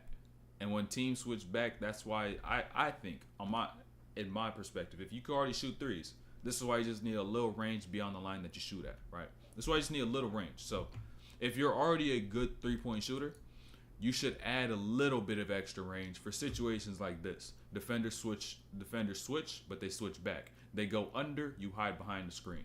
Maybe about a foot or two behind the line if you're already an efficient three-point shooter off the catch around the line and even around the line off the dribble, right? To be able to shoot off the dribble, off like further off the line, that's another level. You got to make sure that even on catch and shoot shots, you can shoot 38%, 40%. On off the dribble shots, probably around 36, 38% in the game. Like you're actually shooting those in the game, your total percentage, your total volume is actually straight as well. So, and then you could add that little behind the line shot. So, I think it's important. As long as you got those other stuff, like I said. After how Kyrie played in the finals, he ain't better than Curry. You know what I'm saying? Everybody got their own preferences, man. Everybody got their own preferences. If you ask me who I think is better, in my opinion, Kyrie is my favorite player in the league. I ain't gonna lie. Kyrie, my favorite player. My second favorite point guard, at least, was probably Steph, because how influential he was on my game. And so if I had to say who was a better player, no biases. Kyrie or Steph. Kyrie or Steph, I would have to definitely go. It depends on what aspect you're looking at. I'm gonna keep it a beam. Depends on what aspect you're looking at. If we're talking all around skill, you'll go Kyrie. But if we're talking who's better 5-on-5 in terms of effectiveness and efficiency and diversity, I'll probably go Steph, because the gravity that he has and how simple he can make a lot of things to ramp up a team's offense. So I guess I'll go Steph. But like if they playing 1-on-1, he's not beating Kyrie. Like Kyrie's probably cooking a 1-on-1. So like if we're talking fives, like we're talking that in that sense, then yeah. Hunting scoring opportunities in a game. I don't think you should hunt scoring opportunities. You got to let the game come to you. Trying to be too controlling. What are some predetermining factors when choosing between a set and motion? As a point guard, like in a point guard's perspective, like what do I choose between those two? Because it's hard for me to even speak about like play calling and selection as a point guard, because I always played the two. I ain't never played the one. Do you think Curry could be as successful? He was 5'10". If you could shoot that fucking good, you'll probably still have some success. But Steph is a good 6'2", 6'3", so he does have some height. And then also the whatever wingspan that comes with being 6'2", 6'3". Kyrie gonna play up? Of course he is. But pay attention to this. This is just a simple way to attack, right? So, understand. In situations like this, Steph, Prigioni, if you look at the spacing of the floor, you got 3 to his left and 1 to his right. And not just one person to his right. One person, strong side corner. If you see an opportunity like this, this is when you go. Because when you attack, the dig from this side is going to be bait. From the right is going to be bait. And it's really going to be up to you and your ability to have a pickup like Steph may have here, right? Like Steph has here when he decides to end up getting right. Prigioni trying to reach high pickup, keeps it high, and an ability to finish there at the rim afterwards. That's a golden opportunity to attack. Golden opportunity to get down to the paint.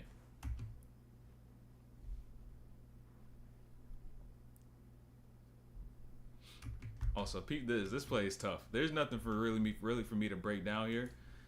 But I just want y'all to notice one thing about this play. It's low-key. It's dummy tough. But it's what's going to happen afterwards, right? So, look. When Steph gets off the screen, he shoots the ball out the frame. The camera can't even go up that high. And now, wait.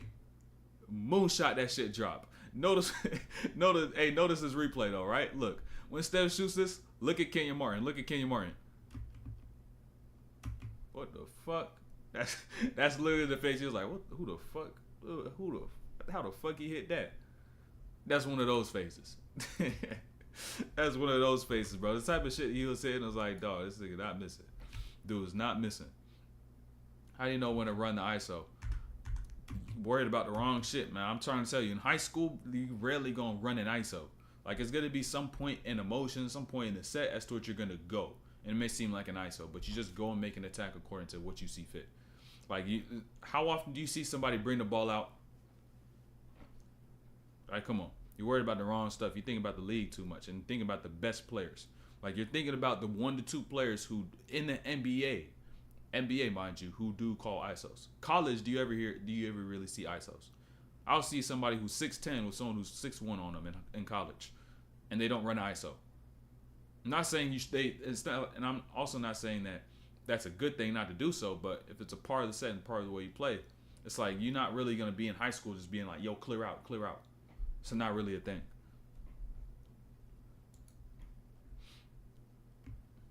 He was 6'2 early in the morning before the draft. ISO high school crazy work. I'm telling you, you don't really see it. You don't really see it. I ain't gonna lie. Look at Draymond's jump shot. I want to say this about Draymond's jump shot. I'm gonna say 2 things about this play, right? But notice, I want you to just watch Draymond's jump shot, right? So notice, this is 2013, right? Look at Draymond's jumper, right? Look at his jumper. That should look a little smooth, right? That should look a little smooth. And mind you, not even just from the 3. Watch how he shoots from the mid-range as well, right? Watch how he shoots. Gets it here. Boom. He low-key got a smooth, fluid jumper. I don't know what it is, but even just looking back to this play, right? I guess in the course of the last decade, Draymond added a few more textbooks in the backpack that he got on. That little imaginary backpack. And now he'd be shooting all hunched over and all like hung over like he got a book, like he got a heavy-ass book bag on. I don't know what it is, but it's like his backpack got heavier. And that shit do look more fluid when it was here. I don't know if it's less reps. I don't know what exactly it is, but shit. I don't know what transpired. But he did shoot well last season, though. He did shoot well this past season. Now, I got to also say this as well when it comes down to the play. I got to talk about Steph's perspective. So, mind you, this is Draymond Green's rookie year, right? Steph is like 40 points at this point. And so, Draymond's actually getting some playing time because David Lee is out. And so, when Steph gets off the screen, for him to be able to say, all right, let me trust Draymond right here with the shot. Let me see what he could get. He bricks the first one, right? Rookie coming in, you don't know what they could do. You don't know if they're able to do certain things out of certain actions. But he trusted them there, right? And he ain't just trust him on that first go. We're going to come back and run it again because he got a wide open look. And so when I get this screen here, I'm going to pull 2 in. I just got to get the ball to Draymond. And now, little things like this as time goes on is where that trust is built, right? This is where that trust is built. This is where that chemistry is built between Steph, Draymond, Clay, and whenever Clay's in these actions. Where you're able to just to say, okay, I know he's going to be able to make the right play. He could be able to knock down a shot. And that stuff goes a long way.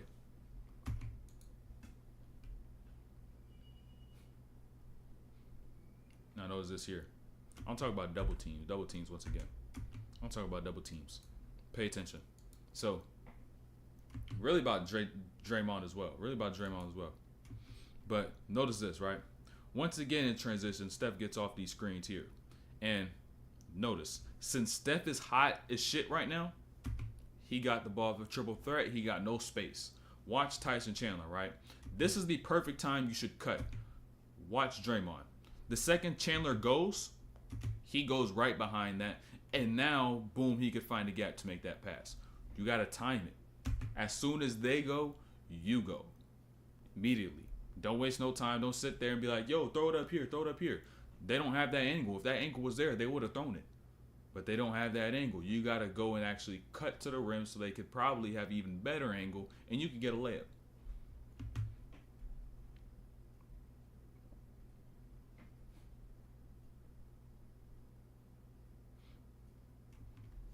JJ confirmed. JJ Redick, the coach? Ain't no way, dog. Actually, I'm not even surprised. Man. Let me see. Not gonna go there. Not gonna go.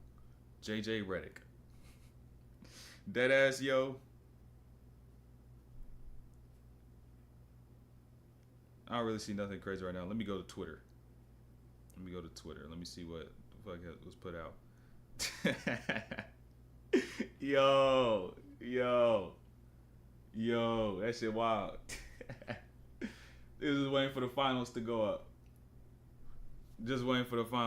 Man.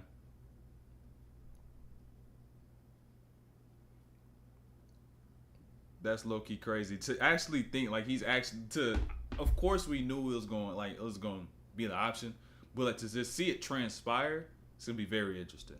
It's gonna be very, very interesting. Like, how is this shit gonna turn out? Lakers, it is the right move to go with. I ain't gonna lie, but the pod man bro got a pod with his coach. That's hilarious. Bron most definitely did some rooting. Most definitely. Next stream like these, but about Michael Jordan, you probably gonna peep some Michael Jordan stuff. You most definitely gonna peep some Michael Jordan stuff. First is what type of leg exercise do I use to help my range? And 2, if I'm underweight, should I bulk to get more weight at a young age? At a young age, no, don't try to bulk. Don't try to bulk. You're gonna put on the wrong weight. So focus more about building basketball skill and getting functional strength, and not about getting heavy. When your body wants to put on weight, it's probably gonna put on weight. Unless the only way that's what you'll put on weight now is if your intake, your caloric intake, your nutrient intake is inadequate. You're at a deficit, and now you're really like treading water, and your body's like low-key at its bottom edge.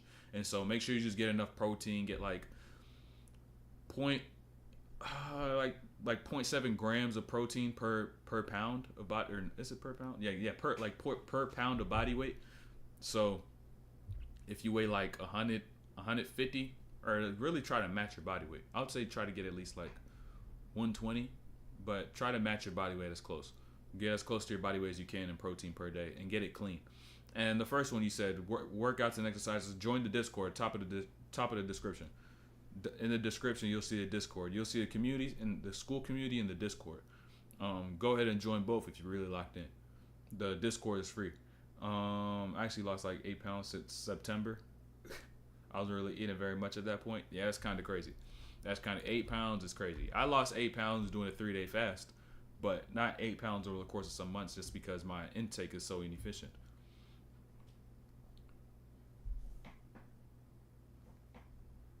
But here's what too. I was talking about this. Oh, this is a bad habit. This is a bad habit play. I gotta talk to y'all point guards about this, right? Understand. If you're a point guard, never do this. Steph has the ball on the left side, right? He gets right, he's got 2. And he's not going to keep it for himself. He can't turn the corner. And he ends up throwing the ball the opposite direction of where he's running. So he throws left and is running right. And in this situation, you never should do that, because that's too scary of a play to be able to, and you may end up making a turnover, right? That's way too scary, right? The ball's in the air for way too long. If this person's tracking the right way, that should be a steal. But he was a split second late. And most times, players don't get the ball over that quick. So refrain from doing that, right? And the only time as to which you should do that, right, where you do have an opportunity to do so, is on this play, like I showed y'all before with Richard Jefferson. He set this slip, and now since Steph is running left, he could throw it back to that right side on the fact that there's nobody over here to jump this lane. When you're going against a double, they're already in rotation. They're already ready to go. So they could see that lane. A lot of players are going to get there, and especially if the ball isn't thrown quick enough, right? But in this situation, nobody's there. Behind the back, wrap that around. That's a play Steph would make nowadays.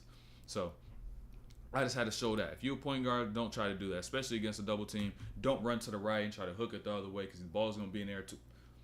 You probably turn the ball over, man. You're probably going to turn the ball over. So how do I lock up a tall defender? That's such a general question. That's such a general question that, like, it's like how to even, you gotta figure out what their strengths and weaknesses are. It's the same thing for every player. Tall player, short player, fat player, stocky player. I was about to go into a realm as to which I might have got canceled, but don't matter what type of player it is, man. Zesty player, bro. You gotta figure out what their strengths is and weaknesses are, bro. Don't matter. I would say, okay, boom, school course, awesome. We got a lot of gems on school. And mind you, today I'm gonna drop the first of 3 videos on shooting with a 1 motion shot versus 2 motion shots. First of 3. I'm telling you, I'm really dropping courses in that motherfucker. So if y'all know that, if y'all know how to fix your own jumper, y'all want to get them gems, you know what I'm saying? Gotta watch out for them ditties. Them ditties is crazy. I've never seen people refer to ditties as a group of people. Like, you almost said it like they're a race. You know what I'm saying? Like they're legit, like, that's wild as fuck.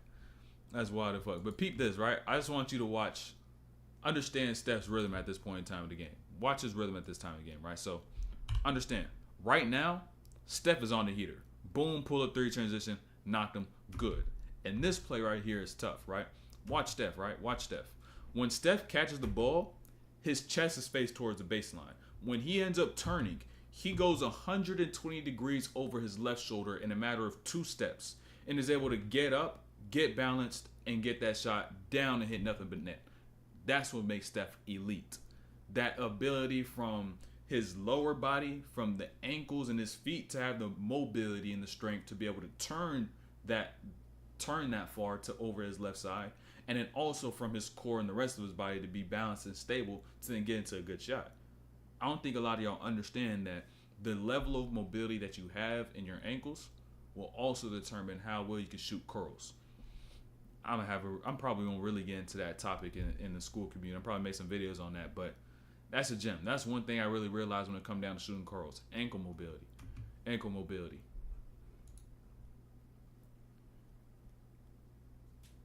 What prior coaching experience? Hey, hold on. That's hilarious, bro. He said, what prior coaching experience does JJ have? He's had a 10-year-old AAU travel team, head coach tenured, and that's it. That's it, bro. I still think he's gonna lock in because the knowledge that he has, but people are gonna be like, yo, what's your resume look like? But a lot of people don't realize you don't need to have some sort of extravagant coaching resume, because With all due respect, look at Doc Rivers. You've coached some of the best, most talented teams in NBA that we done seen.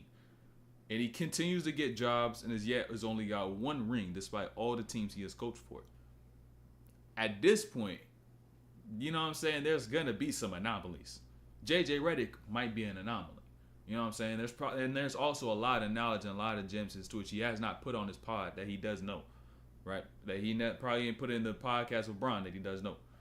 So, we're going to see. We're going to see what JJ going to do. That's low-key hilarious, though. I was just like, what coaching experience does he have? 10-year-old AAU travel team, I think. Some age around there. Jay going to throw the pod on the resume. He going to throw the pod on the resume. Literally put it. He probably did. We'll fuck around. It really was because Brown was probably rooting for him crazy. I feel bad for Monty Williams, the Pistons. Did he get fired or some shit? He got fired? There's no way he got fired. If he got, let me know if he got fired. If he did, that's absolutely BS. That's so stupid. The thing is, they're just gonna put the blame on somebody. He's just gonna put the blame on somebody. So honestly, the team was dog shit. I don't even want to go on this tangent. I've been live for 1:40, and I got some videos. Best workout split for Hooper. Join the Discord, Josh. Join the Discord. It's in the description. I have 3 workout splits with recommendations that you can just join. You just got to solve a captcha. All right? Solve the captcha, you straight. So he going to get paid, though. I'd rather, like, if you seen how frustrated he was throughout the season, he may have well fuck around and ask to get let go. That shit was so bad. Like, I don't even know if I would want to continue to coach. Just gave me my money, bro. I'm chilling. I'm going home. He wasn't even going to coach prior to, but they offered him a shit ton of money. So he gets to do exactly what he planned on doing. Low-key touch the flow. Right? Touch the flow. But I want y'all to pay attention to this. I got to go full speed for this clip. They're not trading Cade. It's GG's. They're not trading Cade. If I'm getting a Mark Jackson or like a Sam Cassell. Mark Jackson, I'm telling you. Mark Jackson, if he would take the job, I don't know if he's going to take a Detroit job, but we'll see. He got his hands in there. He got the prayer hands. But watch this next play, though, right? Look. You seen Steph hit those last 2 threes, right? He's on the burner. Next play down, they get the stop. And watch what Steph does, right? Watch what happens. Sometimes you get a little too excited, even though you didn't make Tyson Chandler touch earth. You do get a little too excited, and you begin to make plays as to which are not the smartest to make. You're going too fast. That's just a sign of immaturity, right? And it's a skill as to which you really only gain through experience. You learn it really through the failures. And so you got to learn how to hold yourself back in those scenarios and be able to say, okay, let me chill for a second. Let me actually read the floor. Let me get my pace and not make unfiltered decisions like a jump pass going to my right and throwing it back to my left across the court to the wing. Not a great pass to make. And now this is what ends up happening afterwards, by the way. Let me keep it full speed. And this is what happens after that same play. You are up by 1. You got a couple of threes, you felt good, but now, boom, you're down by 2. And not even just that. You were down by 2. Next time down, Steph does, he end up getting here. Boom, hit, foul. He had 52 now. He's going to hit 2 free throws, right? He's going to hit 2 free throws. So that's going to be 54. That's his night. 2 minutes left. And notice what ends up transpiring, which is kind of crazy, right? Where you begin to look at a great performance like Steph did, but you don't even realize how the night even ended. Because even though he had 54, the last taste that's going to be from the basketball floor is going to be these next few possessions that you see. He's got an ISO here with Raymond Felton, right? Triple threat in the mid-range, Steph, that's not his spots. That's not his spots. And so now you got Tyson Chandler on the flood, crossover here, create no angles, no separation, you get blocked, right? You get blocked on your last field goal attempt. And now you end up getting here down 2. Carmelo does what he does. Draymond falls to the floor. Melo gets that up by 4 right there and then, right? And now notice, Steph decides to take the ball out as the point guard, which he should not have done. You're not going to have a running clock, and you shouldn't throw the ball in just to anybody like he's going to do here. So now he throws it to Ezeli. Boom, turnover. This is what Steph is going to learn from most from this game, right? He had 54. His confidence most definitely went up. But with the game ending the way it did, he's going to think about those possessions, and it's going to keep him humble. It's going to still show that level of humility and show that there's still levels for him to get to and for him to grow. And that exactly why being able to take the lessons from your mistakes is what has allowed a person like Steph to become the Steph that we know today. And y'all got to continue to do the same thing if you do want to be great. So that's the end of this stream. It's the end of this video, end of this breakdown. We're going to be live again maybe Monday or Tuesday. We're going to see. But I have a video on Draymond that may end up dropping, or I may end up doing on stream. So we'll see when it comes down to that. King, appreciate that sub. D Books, appreciate that sub as well. But yeah, that's the end of that. Let me see what was here, what I missed out.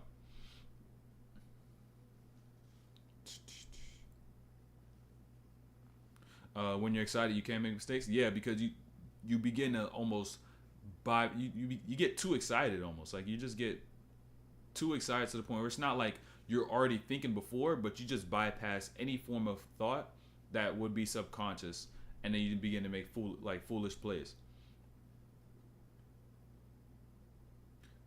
Shows you a plethora of exercises you can do it. Find out any website, social media company. Hey, y'all can go ahead and try that.